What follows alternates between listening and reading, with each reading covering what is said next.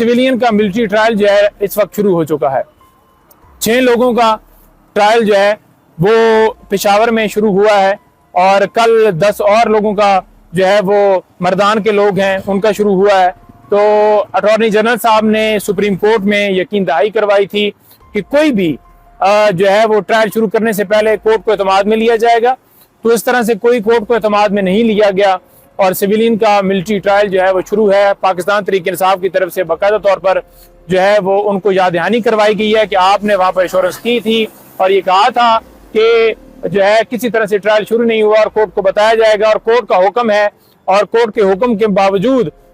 ये जो है खिलाफ वर्जी की गई है और उस लेटर का अभी तक हमें जवाब नहीं मिला। किसी तरह से सिविलियन का मिलिट्री ट्रायल नहीं हो सकता। हमारी दरखास्त सुप्रीम कोर्ट में पेंडिंग है। चीफ जस्टिस से मुतालबा करते हैं कि जो वहां पर ये यकीन दहाई करवाई गई थी और जो उसकी जो है तौहीन की गई अदालत के हुक्म की उसके ऊपर कार्रवाई की जाए और पाकिस्तान के जितने शहरी जो हैं जो फंडामेंटल राइट्स की वॉलेशन है उनको खत्म किया जाए और जो सिविलियन का मिलिट्री ट्रायल वाली दरखास्त है उसके ऊपर फैसला दिया जाए और 90 डेज के हवाले से जो सुप्रीम कोर्ट में दरखास्त हमारी है उसके ऊपर भी फौरन फैसला दिया जाए। आज इमरान खान साहब की यहाँ पर जो दरखास्त दी थी खान साहब की मिसेस की तरफ से वो ये थी कि महफूज खाने के हवाले से वाज़ेह तौर पर हदायत जारी की जाएं और दूसरा उसमें यह था कि जेल मैनुअल के मुताबिक जो उनका हक है वो दिए जाए जो वहाँ पर सख्तियाँ की गई हैं। तो लिहाजा उस दरख्वास्त के ऊपर जो है वो आज अर्ली हियरिंग हमने दी हुई थी और अर्ली हियरिंग जो है वो उसके ऊपर आज समाअत थी और उन्होंने एतराज़ जो है वो यही रखा है हमारे साथ सामने रजिस्ट्रार ऑफिस ने और कि जनाब ये 25 को मामला फिक्स है तो लिहाजा 25 को ही टेकअप किया जाएगा। 25 ही डेट है तो 25 के लिए ही फिक्स किया जाएगा। गुजारिश ये है कि पहले 2 महीने लगे इमरान खान साहब की जो दरख्वास्त थी उसके ऊपर फैसला आते आते और अब जो है वो इसी तरह से महफूज खाने के हवाले से जो हमारे खदशात हैं वो इनफील्ड हैं उसके ऊपर कोई डायरेक्शन नहीं दी जा रही। हमने ये इस्तदा की है अदालत से कि डॉक्टर जो हमारा है वो खाना चेक करे और इमरान खान साहब को वो खाना जो है चेक करके भिजवाया जाए। लेकिन न जाने क्यों जैसे कि दूसरी दरखास्तें हों, चाहे वो जमानत वाला मामला हो, चाहे वो क्वैशमेंट वाला मामला हो, चाहे कोई दीगर दरखास्तें जैसे कि ओपन ट्रायल के हवाले से हो या जो जेल के अंदर अदालत शिफ्ट की गई है उस हवाले से हो, तो वो दरखास्तें पेंडिंग कर दी जाती हैं, फैसले महफूज कर दिए जाते हैं, फैसले सुनाए नहीं जाते, एडजर्नमेंट दे दी जाती हैं, कोई ना कोई बहाना बनाया जाता है। समझ से ये बाहर बात है कि जो बुनियादी हकूक हैं वो एक पाकिस्तान के किसी शहरी को हासिल नहीं है तो फिर आगे इस मुल्क के अंदर क्या होगा। दूसरे नंबर पर जो ट्रायल है साइफर केस का वो उसी तरह से तेजी उसमें लगाई गई है। अब लास्ट डेट के ऊपर हमने देखा कि जब हमने कॉपियां वसूल ही नहीं की, अदालत जो है वो लिखती है अपने ऑर्डर के अंदर कि इन्होंने कॉपियां जो हैं वो ले ली हैं लेकिन इन्होंने साइन नहीं किया और अगली डेट के ऊपर अगर ये कॉपियां वसूल नहीं करेंगे यानी कि साइन नहीं करेंगे तो यही तस्वर किया जाएगा कि इन्होंने कॉपियां ले ली। अब बात यह है कि फर्द जुर्म के लिए 17 डेट रख दी है। इधर हम जमानत की इस्तदा कर रहे हैं कि हमारी जमानत जो है वो सुन ली जाए और उसके ऊपर फैसला दे दिया जाए। अब समाअत तो हो रही है लेकिन एडजर्नमेंट इतनी लंबी दे दी जाती है। अब देख लें कि आज जुमे के लिए उस जमानत को फिक्स किया जा सकता था और सुना जा सकता था लेकिन उसको मंडे के ऊपर फिक्स कर दिया गया। अब अदालत के अंदर ये रिमार्क्स हमारे लिए बड़े तकलीफदेह हैं कि अदालत ये कहती है कि इनको एक तो हक दिया जाएगा फिर 3-4 दिन फैसला देने में लग सकते हैं। देखें ये बात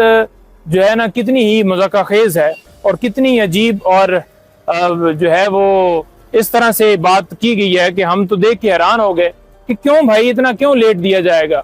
फौरन दिया जाना चाहिए। 15 तारीख से इमरान खान साहब को इस झूठे केस में गिरफ्तार किया गया है। कब गिरफ्तार किया गया, कब रिमांड लिया गया, किसी को कोई पता नहीं है। इमरान खान साहब को भी कोई पता नहीं था।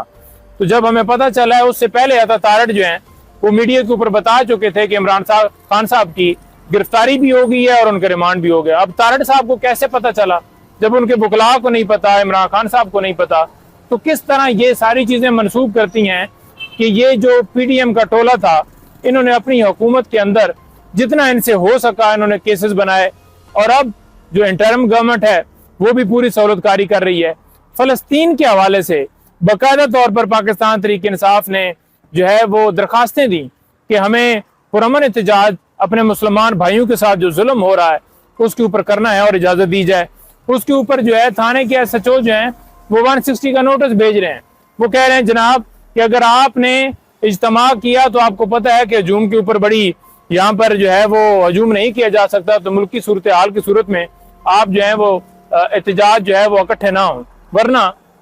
आपके खिलाफ कार्रवाई की जाएगी। अब ये बता दें कि एक तरफ PMLN हो या परवेज खटक हो या पीपल्स पार्टी हो, कोई जमात भी हो, उनको बाकायदा तौर पर सहूलतकारी की जाती है, उनको जल्द से जुलूस करने की इजाजत दी जाती है, उनको प्रोटोकॉल दिए जाते हैं, और दूसरी तरफ हम दरखास्त देते हैं तो हमारे लिए और कानून हमारे ऊपर सख्तियां लगाई जाती हैं।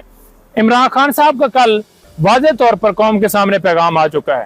खान साहब ने तमाम बातों की तरदीद की है। उन्होंने कहा कि कुछ स्टार्ट के दिन इस तरह से गुजरे और ये कंडीशन में रखा गया, लेकिन उन्होंने कहा कि मैं उस सेल में उस जगह पे एडजस्ट हो चुका हूं और मैं जितनी मर्जी तकलीफात में रखें, जो मर्जी है ये कर लें, जिस जेल में शिफ्ट कर लें, जिस तरह की क्लास मुझे दे दें, मुझे इस चीज़ से कोई फर्क नहीं पड़ता। और उन्होंने बाकायदा तौर पर कौम को वाज़ेह पैगाम दिया है कि आपने डटे रहना है और ये जंग जारी रखनी है। इंशाअल्लाह जो है वो मुल्क के अंदर जो है वो जो इनकलाब आ चुका है और इंशाअल्लाह ये जो हालात हैं ये ठीक होंगे, माशी इस्तेकाम होगा। सिर्फ एक डिमांड की है इमरान खान साहब ने कि फ्री एंड फेयर इलेक्शन जो है वो करवाया जाए और टाइम के ऊपर जो है वो करवाया जाए, जो आईन पाकिस्तान जो है वो कहता है उसके मुताबिक जो है वो डेट देकर इलेक्शन करवाया जाए। साथ में उन्होंने साइफर केस के हवाले से जो ये बोगस केस बनाया गया, उन्होंने बड़ा वाज़ेह तौर पर जो है वो पैगाम क्लियर किया है कि उन्होंने कहा कि किस तरह से बाहर से साजिश हुई और हमारे किस तरह से जो है लोगों को बचाने के लिए ये सारा जो है वो काम किया गया और मेरे ऊपर बोगस केस जो है ये दर्ज किया गया। और कल आपने देखा दलाइल के अंदर भी क्या क्या चीजें आपके सामने आई कि इमरान खान साहब के पास 33 दिन ये जो है, अगर कहते हैं कि जो है वो ओरिजिनल साइफर जो है वो था, जी ओरिजिनल तो था ही नहीं, उसको कोड को डिक्लासिफाइड किया गया था, तो 33 दिन इमरान खान साहब के पास रहा और उसके बाद तो जो है शहबाज शरीफ के पास रहा। तो उसके ऊपर क्या कोई कार्रवाई हुई है? क्या उसका नाम FIR में आया है? क्या इन्वेस्टिगेशन में उसका नाम आया है? क्या किसी जगह के ऊपर उसे जो है वो तफ्तीश में बुलाया गया है, शामिल किया गया है? तो कोई ऐसा जवाब नहीं था। और ये भी बताया गया कि ये जो तरमीम की गई थी ऑफिशियल सीक्रेट एक्ट में, ये बड़ी वाज़ेह तौर पर ये जब FIR दर्ज हुई है उसके बाद की गई और जिस वक्त वकूआ हुआ है उस वक्त जो है ये जिस यानी कि जुर्म जिस टाइम का बनाते हैं उस वक्त ये ऑफिशियल सीक्रेट एक्ट के तहत रिटेंशन जो है यानी कि साइफर को अपने पास रखना, चोरी करना, ये जुर्म ही नहीं था, तो लिहाजा इसका तो इतलाक ही नहीं होता। सेक्शन 5 जो है जो जिक्र किया गया उसके हवाले से बड़ा क्लियर बताया गया कि ये सारी चीजें जो इमरान खान साहब के साथ मनसूख की जा रही हैं ये बाकायदा तौर पर उनके ऊपर दर्ज ही नहीं की जा सकती थी, क्योंकि ये आर्मी जो है उसके रिलेटेड जो है वो मामलात के ऊपर ये दफात और ये सारा कार्रवाई की जाती है। लेकिन आपने देखा कि किस तरह से बोगस केस, ये काबिल खराज मुकदमा है, पता नहीं क्यों काबिल खराज जो मुकदमे के ऊपर दरखास्त की गई है वो फिक्स नहीं की जा रही। तो हमारी ये दरखास्तें कि जितनी दरखास्तें हैं वो फिक्स की जाएं और उनके ऊपर जो है फैसला दिया जाए, जो दरखास्तें फिक्स हैं उनके ऊपर डिसीजन दिया जाए और जो नहीं हो रही उनको फिक्स किया जाए और जो एडजमेंट दी जा रही है उनको खत्म किया जाए। तमाम दरखास्तें जो यहाँ हैं जो सुप्रीम कोर्ट में है उनको फौरन जो है वो उनके ऊपर फैसला देना चाहिए। आखिर में ये कहूँगा